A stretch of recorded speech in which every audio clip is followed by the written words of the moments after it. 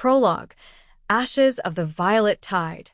The smell of baked bread and salt clung to the air of Port de Maya, a sleepy harbor town curled between a crescent bay and rolling green hills. Behind the clamor of merchant stalls and the drunken chants of sailors stood a modest inn called the Violet Tide. Its owner, a young woman with kind eyes and calloused hands, was once known simply as Reyna. She was not born noble. Noble odline, no coin. Just grit and stubbornness. She poured ale for crusty old fishermen, swept floors while humming lullabies, and learned to smile even when her belly ached.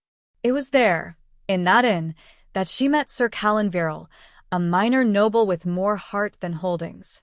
Cast off by his own kind for choosing duty over pride, he sought shelter from a storm. He found it not in the hearth, but in Reyna's eyes. Their courtship was quiet, honest, built on laughter, long silences, and late-night stories.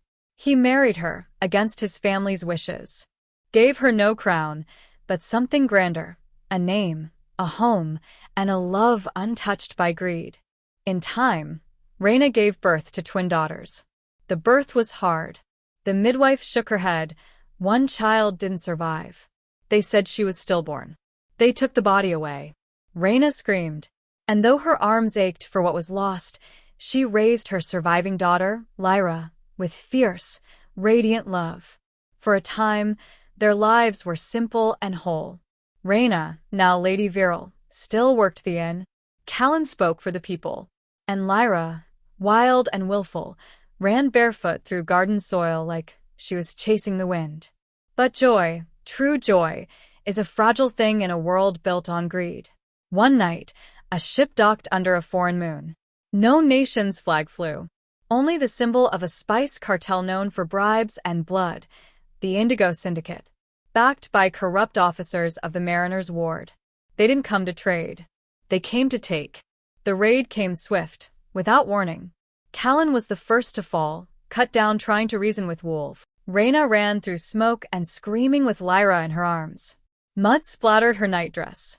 Blood soaked her fingers as she clutched a kitchen blade like a sword. She begged the gods, screamed to the sea. She hid Lyra in a wine barrel and turned to face the men with torches. They struck her down, and for a heartbeat, she thought that was the end. But fate is cruel and strangely generous. She woke days later, burned, broken, breathing. The Violet Tide was ash. Callan lay in a shallow grave. And Lyra gone. They told her the child was taken.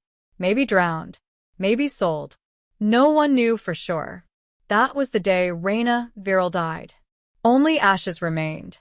And from those ashes, something darker rose. A name whispered on the wind. A ship with black sails. And a vow carved in flesh and flame. I will burn the sea before I let them forget me.